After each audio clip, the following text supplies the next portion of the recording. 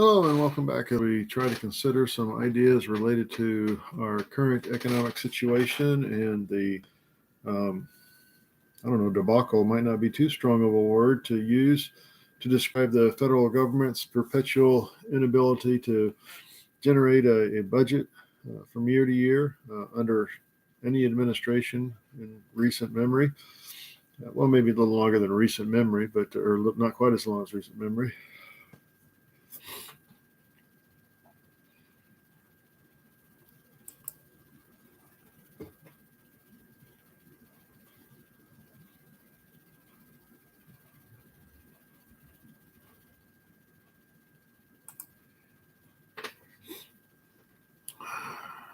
Okay, so I think I can start all over, just delete out the first part of all this.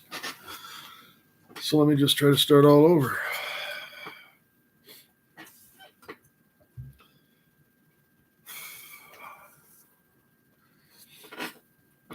All right, welcome back as we try to consider some of the items related to the topic of discussion we initiated in our opening, or one of our opening broadcasts.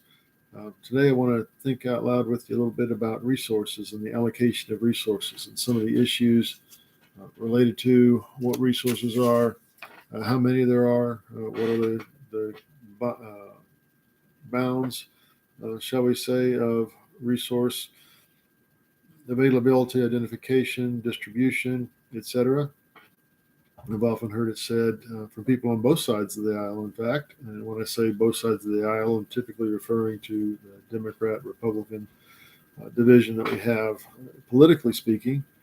And so as we think about the different issues related to this whole topic and the idea that so many people have made reference to, namely, there is no fixed pie. The pie is not fixed. That the economy is dynamic, and the materials available that go into making an economy and defining an economy, setting parameters for an economy, are not fixed parameters. As you look at the history, economic history, the GDP, the gross domestic product, the measure of value of the goods and services provided by the country fluctuates, typically increasing, hopefully increasing over time, but not always, and certainly not throughout the history of mankind. And so as we think about the idea of an economy that is not a fixed pie, I'm not sure, and I am not an economist, so I'm just thinking out loud with you about these things, welcoming any economist to provide information, to clarify nuances of the ideas we're talking about, provide insight into additional ways that we ought to think about these things or could think about these things. But as I think historically, there was a time for most of human history, and for many even today, where it appeared that the pie was fixed. The average family throughout much of history, once we got into civilization, beyond the hunter-gatherer stage of our existence as human beings, the rural agrarian economy, the lifestyle, even prior to an economy, just the self-sufficient family farm. It may have been self-sufficient, but it may not have had much, certainly in the realm of luxury goods, and often in the realm of simply goods needed to sustain life, just the basics of life. As we think of Maslow's hierarchy of needs and the idea that we need food, shelter, clothing, and security, the idea that those are the basics that we need. And since then, and recently I've done a little bit of reading, not a whole lot, but a little bit of reading, as psychiatrists have developed other ideas about the kinds of structure or organization that we have or that we need to develop a more complete, a more whole sense of self and identity, and the different degrees of knowledge that we can attain, the different psychological frameworks that we can develop, different taxonomies for thinking about how, as human beings, we learn, grow, develop, develop a sense of identity and security in our identity in the context of the present world. For much of human history, that type of thinking was irrelevant because most people didn't live long enough to think about what they did or didn't know beyond what they needed to know to try to survive. And part of that surviving was keeping what you have, not losing what you have to somebody else, and if necessary, getting what you need that you don't have from somebody else, potentially by whatever means necessary. Now, the kind of market economy that we live in today, the capitalistic free market, and again, later on we can talk about the degree to which capitalism and free markets are actually being played out in America, the degree to which capitalism and the free market economy is known to us today uh, would be essentially, I would suggest, again, as a non economist, a foreign idea to most people throughout history. You're born on the land. If you're the oldest son in most cultures, you're going to be able to count on inheriting the land and whatever good or bad there is to that land. And then you're going to live there your whole life.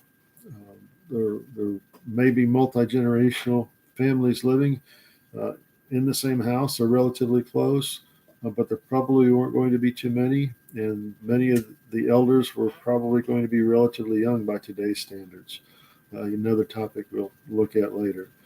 The point being that for much of history, the pie was fixed with respect to uh, what I could potentially get in a good year from my crops, from my flocks, from my herds, versus what I might end up with in a bad year, which could be nothing. So it was essentially from nothing to a relatively small uh, volume of material that I could expect to be able to generate in my current agrarian context.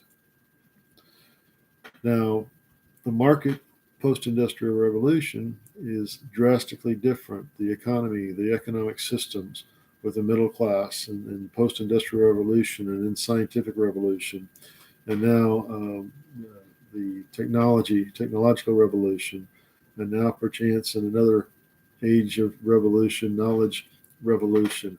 I mean, all these different impacts, or all these different developments impacted what the economy consisted of, what we as members of society could legitimately expect to have a share in, or the economy in which we could expect to have a share, not simply based on which family am I, where is that family farm located, these are my options for life.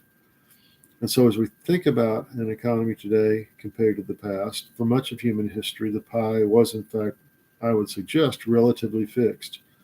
There was only so much that the land could potentially yield. There was only so much that one might expect from a raiding party because you knew what that other village, what that other town would possibly have, likely have. As certain individuals accrued wealth by whatever means and retained that wealth, and trade developed in the course of history, then the pie would have expanded some, but it was still in many ways going to be a relatively fixed commodity. The Industrial Revolution, I would suggest, changed that when all of a sudden you could manufacture items. And I'll need to find the source. One of the things I want to do is make sure that in the description you can find sources to different ideas and people that I'm referencing, which hopefully we'll find that I referenced them correctly. If we find that I misremembered who or what was said or who said it or whatever, then we'll do our best to make corrections going forward. But I recently, as I recall, manufacturing a needle um, prior to the Industrial Revolution, somebody can manufacture 6 needles a day. When they initiated the economic policies of the Industrial Revolution, or the division of labor policies, I should say, all of a sudden a factory could generate 48,000 needles a day. So the pie for needles went from 6 a day to 48,000 a day. Um, but beyond that, with the advent or the emphasis, um, the explosion in today, I mean, just this very context, YouTube, the internet, you not only had objects, material items, from food, corn, meat, to needles, objects that were manufactured, grown, raised, manufactured. You now have simply the monetization of ideas, the ability to capture value that can be put on the market. That is ideas. So, songs, the music industry, the movie industry, the book industry, YouTube, and all the entrepreneurs and folks who are doing things like this, just sharing ideas and developing a community where value is perceived and economic support is provided in the context of that community. Well, I would suggest that while that potentially has and greatly expands, not just potentially, it greatly expands the scope of the pie over time, at any given moment, the pie is fixed with respect to that moment. The degree to which we make plans based on how big we expect our pie to be, to bring it down to the individual or family level, then is the degree to which, I have $5, I can spend that $5 any number of ways I want to, as long as the cost isn't over $5. But tomorrow, after I get paid, I expect to have $10. And so if I try to spend $10 today, I can put 5 down and promise 5 tomorrow. And as long as the 5 I'm expecting tomorrow comes in, I can pay that off. My debt is paid. But if I only end up with $2 tomorrow, then I'm in trouble, because now I promised 5 more dollars. I only have 2 more dollars. Where am I going to get that other 3? For us as individuals and private businesses, we get ultimately, if we don't come up with an answer, bankruptcy. For the government, the appearance is that we get just more money printed off presses. But at some point, it seems like that's going to have to stop. And it will either stop because we choose to stop it and conduct our economic practices in a more fiscally responsible way, or because the system has become such a house of cards it can't stand up anymore, and we're going to have a collapse and a resetting of the economic order, as has happened throughout history. The point at this point being is, I want to wrap up since we're a little bit beyond the 10-minute mark, and I want to keep these to 10-minute kind of bite-sized segments of ideas that we can try to focus on. So that as I'm thinking through these things, again, you can provide me with more clarity on what direction we could go in our discussion and our thoughts. But as we think about what it is we're doing when we are creating money to provide a way for people to buy stuff, well, there's a point at which stuff has to be something other than even ideas, which is what I trade in, or I hope to trade in. And it has to be something other than needles, which have their place, but they don't digest very well.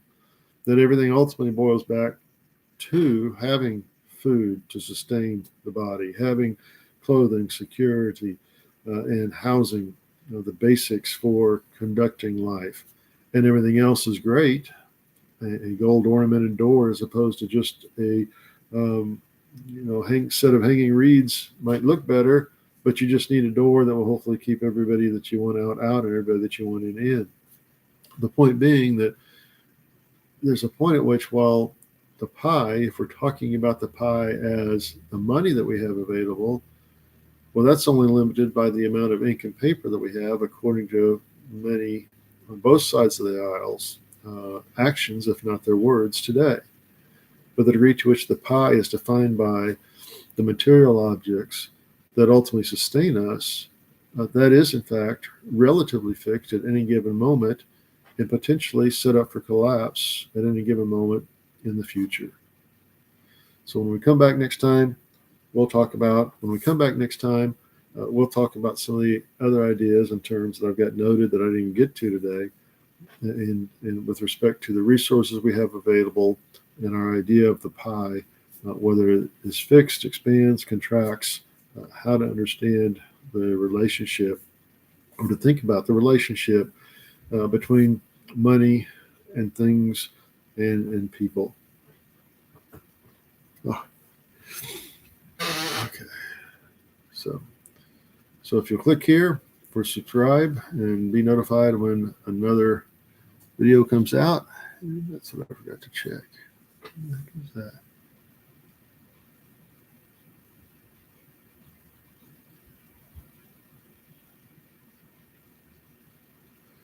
Or click here, subscribe, like, subscribe, subscribe. Thank you.